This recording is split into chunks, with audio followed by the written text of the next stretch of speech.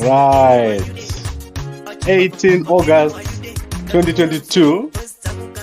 And today I want to quickly go through a very, very interesting case. And this case is the topical issue of the arrest of Justice Wadyajena. And he is the MP for Gokwe-Nembudzia. And I want to go quickly about this case, which I find very, very interesting, because what happened is the state has opened this case, which resulted in the arrest of Wadyajena, MP Wadyajena, and also 5 others. So if you go to gambako.com, you're going to see the actual charge sheet from Zach. And I found this case to be very, very weak. The actual allegations in this case, they arise from a transaction that happened at Kotko in 2019. So 2019, 2020, 21, 2022, there was no arrest. And the actual arrest took place yesterday of all the people who are involved in this case. So the point I'm trying to make here is that there is a serious problem with the way that white collar crime is managed in Zimbabwe, or is handled in Zimbabwe. So if you look at the various bodies involved with handling or arresting people, there is ZAC, there's the Special Investigation Unit, there's obviously police. And in this particular case, where there is allegations of misuse of foreign currency, you have the bank that was involved, CBZ, you've got the Reserve Bank of Zimbabwe, you've got the actual company, Kotko. And the reason why I raised this is that none of those bodies went and complained. So for some strange reason, ZAC and the state, they are the complainants in this case. I was expecting that the Reserve Bank of Zimbabwe would be the complainant. I was expecting that the actual company, Kotko, which if there was any fraud, they would then go and make a complaint. None of that. The CEO of Kotko, I think it's called Pius Manamike. As far as I'm concerned, he's not yet fired from this company. He's still an employee here at Kotko. Also, the board of Kotko, who is in that board, I do not see any of the board members here being cited in this particular case. So I find this case to be coming out of nowhere, almost like nothing is, no one is taking ownership of the case. And there's a danger that such cases can be politicized. There could be politicization, and someone could be arrested after 5 years or after 3 years. And then Zach could just be pulled in to say this person committed an act of corruption. So that is the issue surrounding the management of white collar crime. And also, when we talk about state-owned enterprises in Zimbabwe, we have a very, very big problem. Our state-owned enterprises in Zimbabwe, they are huge. Look at GMB, NRZ, Noxim. I don't know if it's still called Noxim. The guys who do targets, Zinara. These guys handle massive amounts of money. We're talking about billions, especially Zinara. They handle huge amounts of money. And once in a while, you get cases of corruption in these companies. And the cases, when they don't involve high-level individuals, they tend to die a natural death. But in this particular case, you've got someone who is quite flamboyant and well-known, like Justice Wadyajena. And his arrest has brought attention to Kotko. But I've been looking around at Kotko. Kotko is in shambles. Like, the guy's website don't work. If you go to the website, it's not working. Most of the positions in that company are in acting capacity. So it means there's no proper management taking place in Kotko. So most Zimbabweans will be worried about 5 million.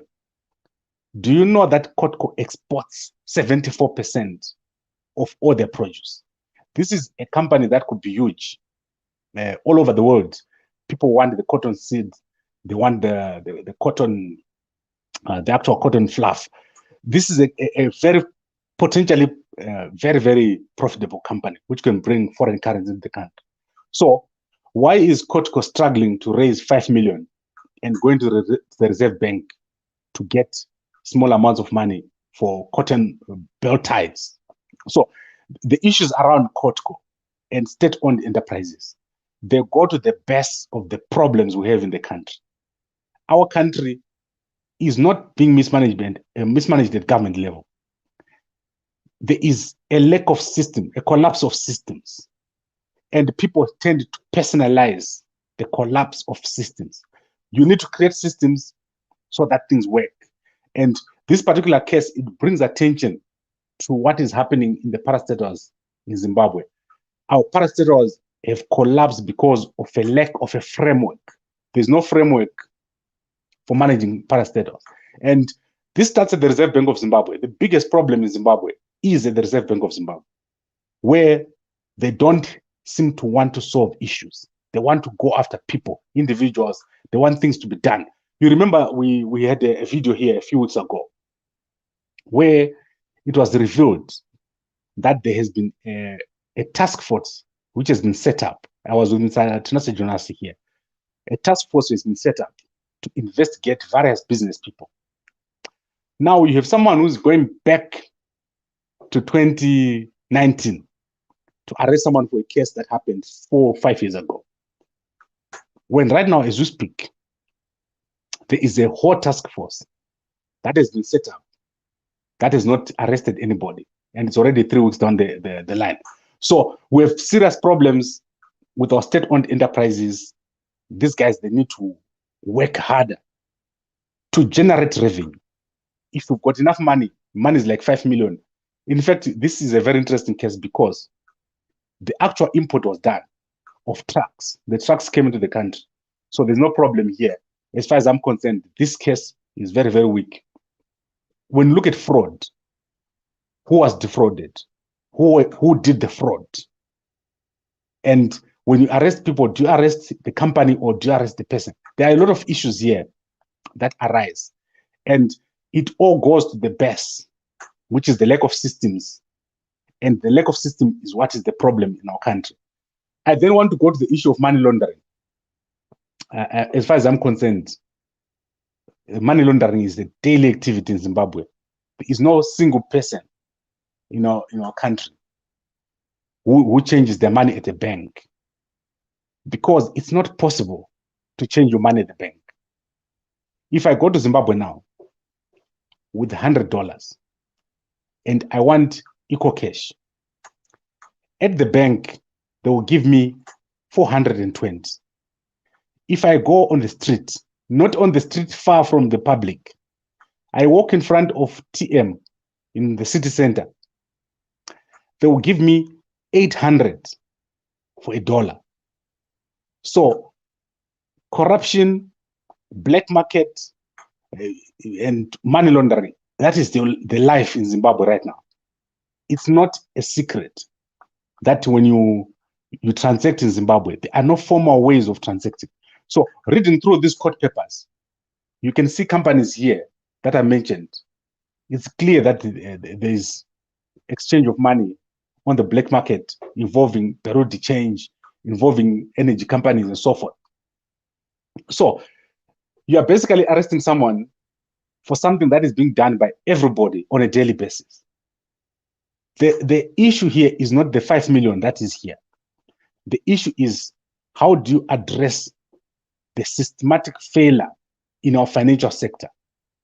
There is a serious systematic failure in the financial sector where the government is not generating money because money is operating outside of the formal sectors.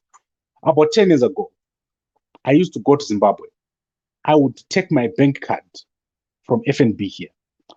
Then when I get to Masvingo, I'll go and withdraw money from CBZ Bank. If I withdraw $50, CBZ will take $4 from my card. So my withdrawal would become $54.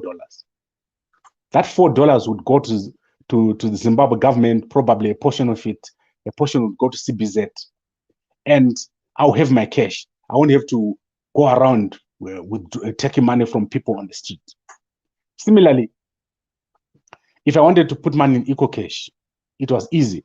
Normally, when the exchange rate was at parity with black market, I would take my money here, go to Sai Remit or EcoCash Remit, and I'll send my money to Zimbabwe. And when you get to Zimbabwe, it will be exchanged directly into my EcoCash account. All these things are not possible anymore. My point is, you cannot arrest anyone right now in Zimbabwe for black market activities, for money laundering, for corruption, because those are day-to-day activities. This is how people operate, not because of government. Normal, ordinary people in Zimbabwe, their life is a life of corruption. So right now, everyone who is watching me here, between Monday this week and today, you've already done something corrupt. There is no way, the system does not allow you not to be corrupt. You have to do something corrupt because that is how the system works. There's nothing formal in the system. Where did you get your cash? Because there's no cash in the bank. There's no cash at the ATM. So where did you get your cash? Where did you get the money you paid for your house? For example, let's say you bought a house. Where did you get that money to buy your house? How did you transmit that money to Zimbabwe if you're in overseas? Do you know how much money the country is losing through the lack of systems? And so Wadyajena is not an issue here. And I feel sorry for people in the opposition who think if you arrest Wadyajena, then you've done a great job. You've done nothing. This is just a young guy who is operating within the environment. He is operating within the rules of the environment. And the environment needs to change. The environment in Zimbabwe does not allow you to be a success. Because a truly successful person sleeps well knowing that their money is in the bank. Tomorrow when they wake up, it will have if even 0.1% interest. And when they want to buy something overseas, they can just go to any bank, fill a form, and the money will be sent there. If you look at companies like Kotko, you need competent people here. I was looking at the board of Kotko here. There's Jabangwe here, former Confederation of Zimbabwe Industry chairperson, I think.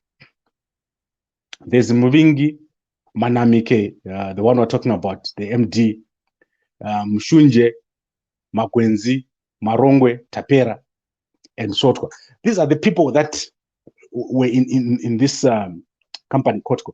I wonder why a company like this is in such a state of collapse. Why do you have so many acting positions?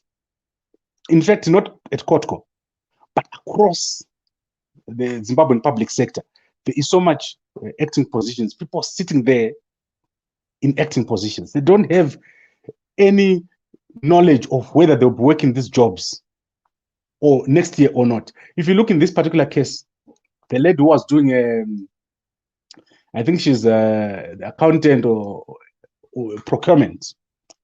She's acting here in this job. A company like Kotko, I remember long back when I was still working in Zimbabwe, this was a giant company with proper procedures and order. So it goes towards how do you manage your companies? 5 million is nothing. The whole economy is losing billions because of lack of systems. And this is where people should be looking, not at whether you've managed to arrest one guy who managed to buy himself a nice car and build a nice house. So the problem we have in the country is systematic. And we are all smart enough. Zimbabweans are very smart, but they like to talk. So if you put a bunch of Zimbabweans together, they'll talk and talk, but they will not identify the real problem, which is systematic, which needs to be addressed. And the issue of Wadyajena is a case in point that people would like to be happy that someone has been arrested, but they do not understand the issues behind. For example, if it was me, firstly, I would expect the Reserve Bank to have been the complainants here if there was an issue. If the Reserve Bank is quiet about this, it's nothing.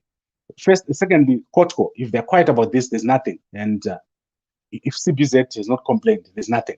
So cases like this, to me, they are just a distraction. And I just don't understand how ZEC is actually formulated right now. They need to be, maybe it's better to form another kind of organization, not a commission. And then you give a commission arresting powers. I don't know how that works.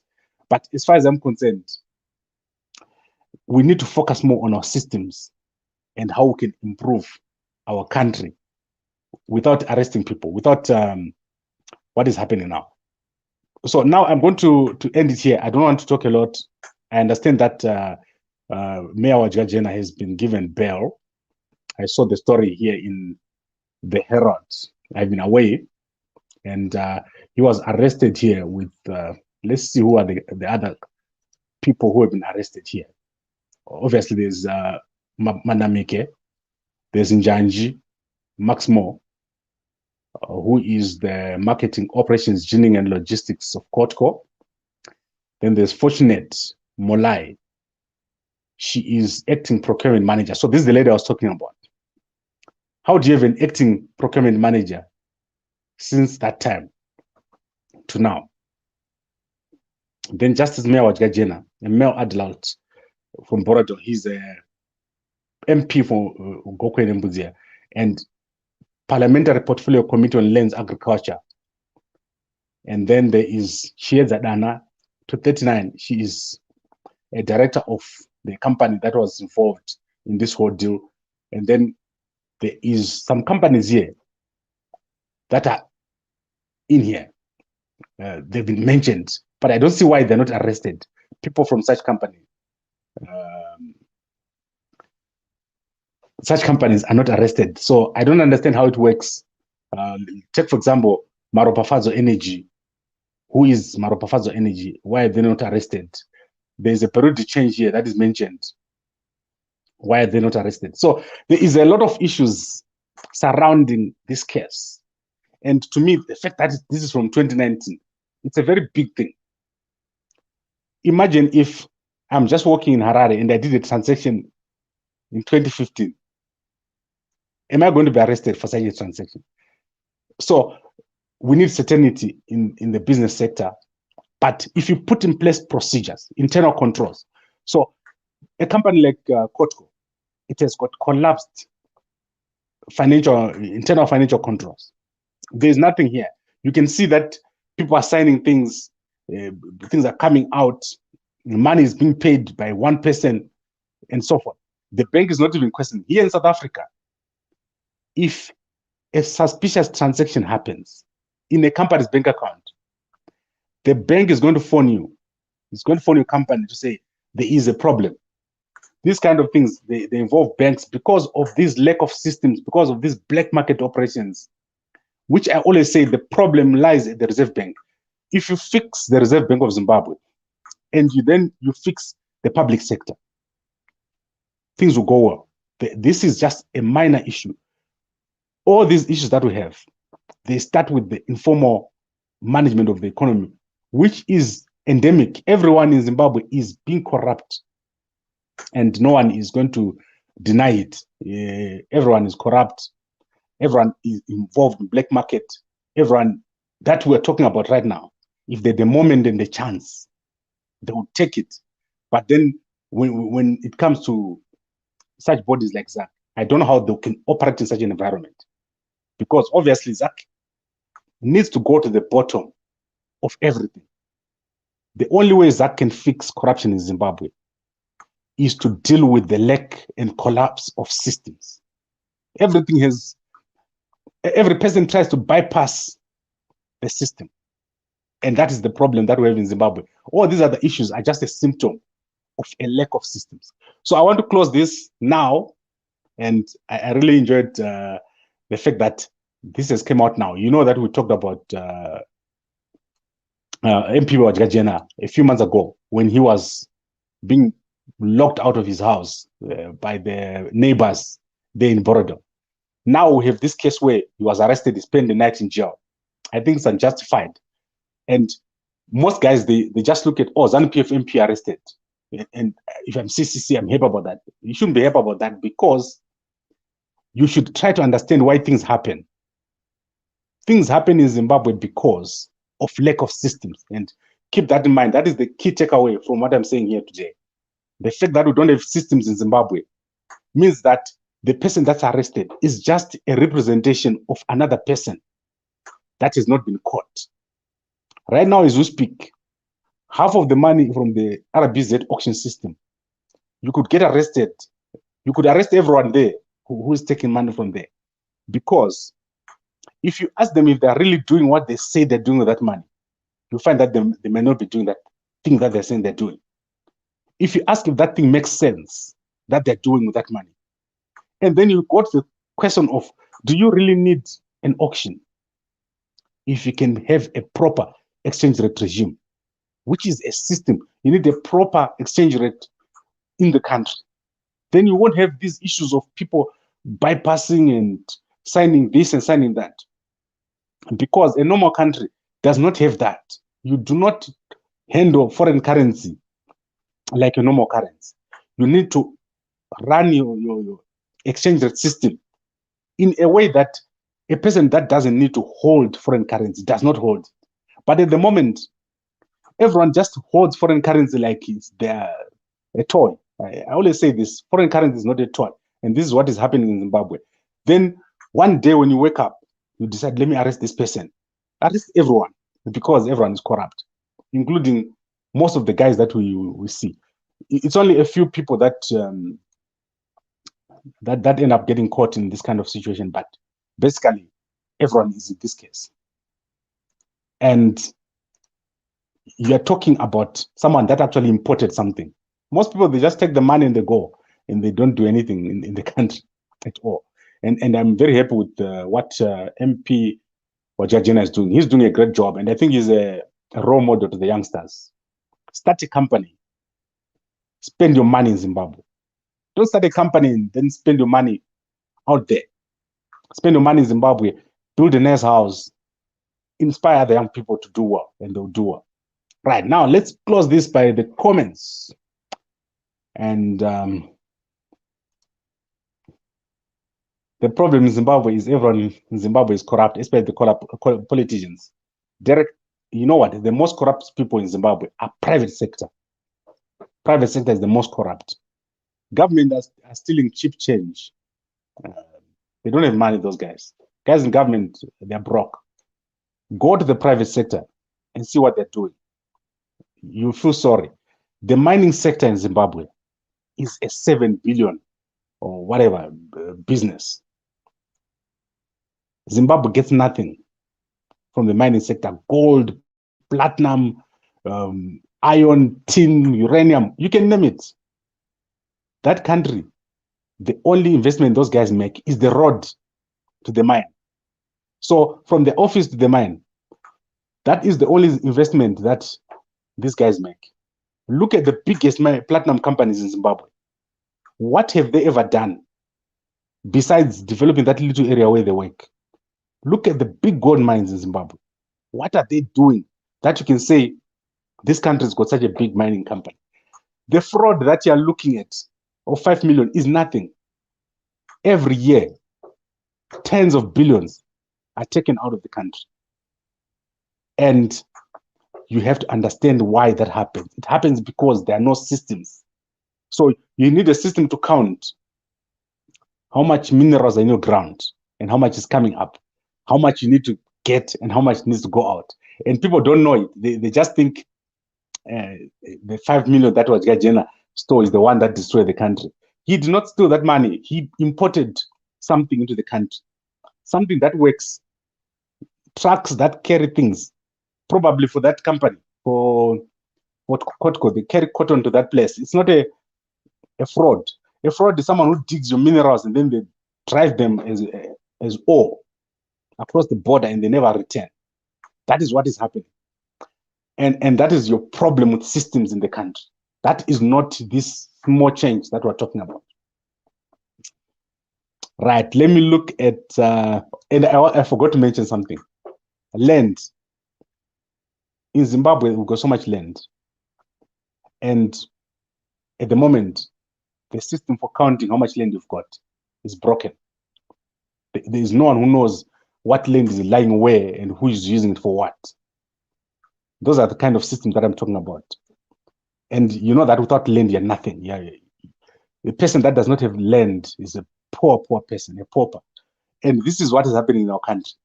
You don't have cash, you don't have land, you're living in Harare, and around you, there are tracts and tracts of land that no one is farming. And they're busy chasing a guy who is doing something, who is making roads, who is running a trucking company. And you ask him, where do you get money to buy a Lambo? Where do you get money to buy a Jaguar? This guy is working.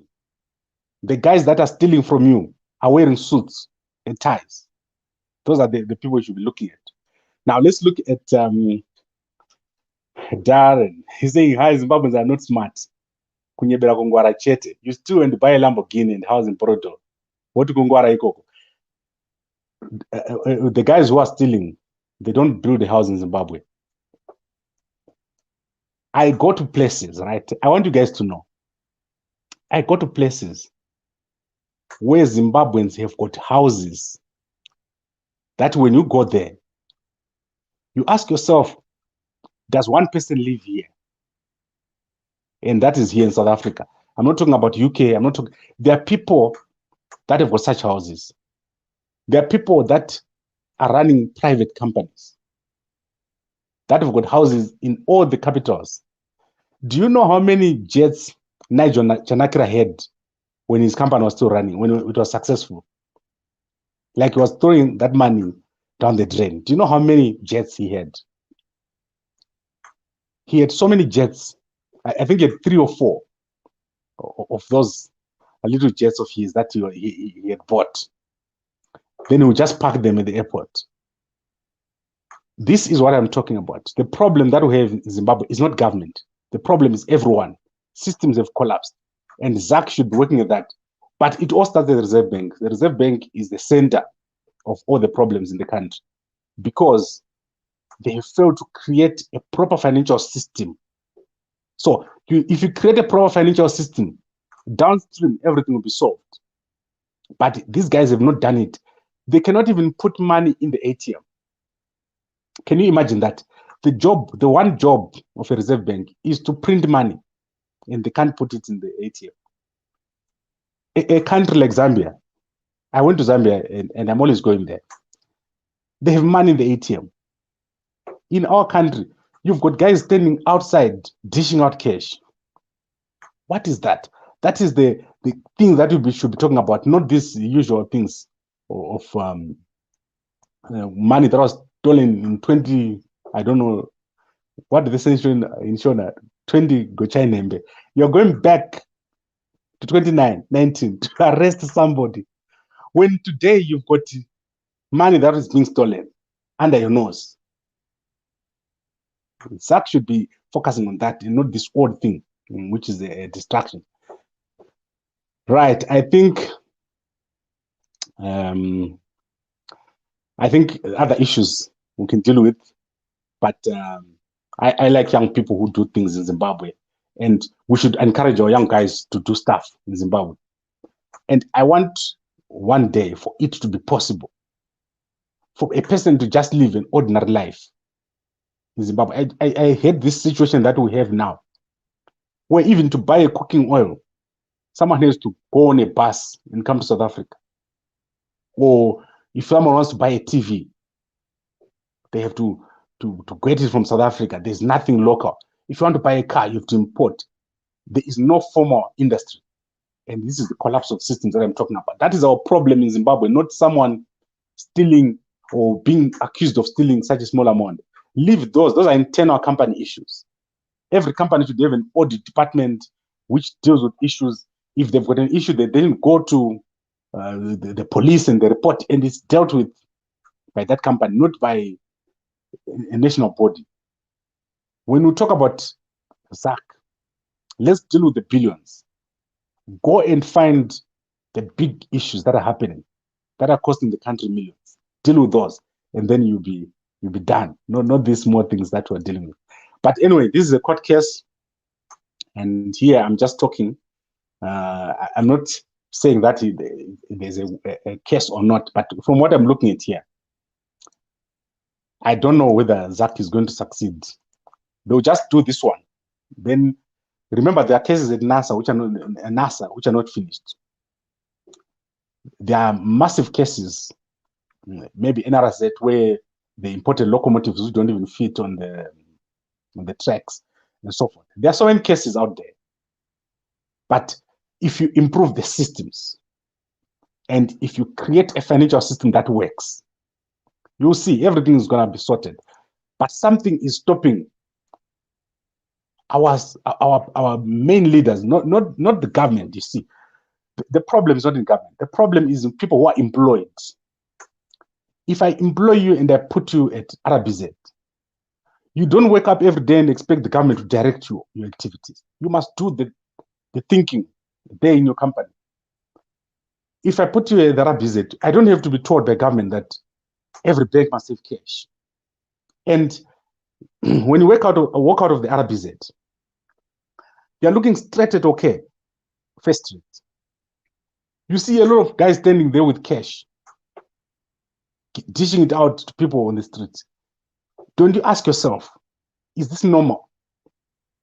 These are the questions that we should be addressing, not all these minor issues of who imported what car and who signed what paper at what company.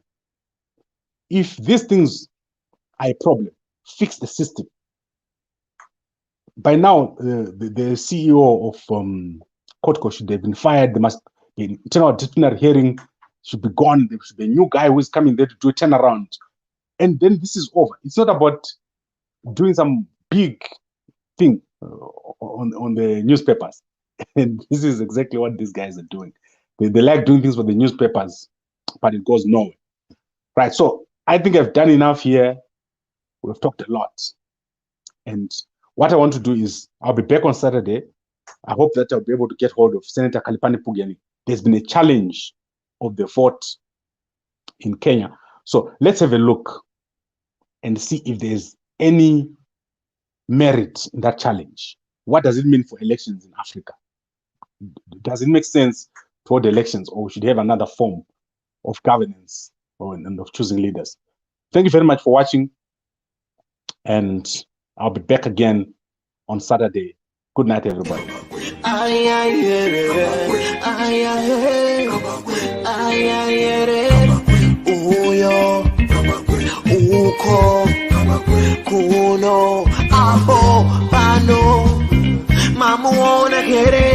Mama wanna get it nice. I know food I miss, I know food I say, I know Kaya Mari.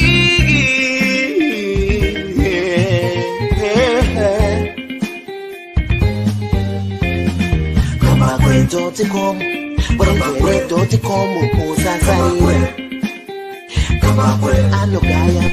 Kambakwe uyo anotara mari anogaya mari garai mamunzwa pane nyaya pano zvamunoda kunzwa zvinotaurwa pano madiko kumunzwa mugovane.com. Kambakwe vanogaya mari vanotara mari vanoziya mari. Kambakwe vanotaura feya kuti pamberi zvichafamba sei. Vanomuterere zvikubatsirei mukufamba kwenyu zvikubatsirei.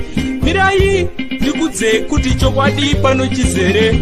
Kambakwe vanogaya cash vanopa mafacts vanotaura straight vane evidence vane confidence plus intelligence entertainment current affairs and news. Kambakwe.com usasarire Kambakwe anogaya mari.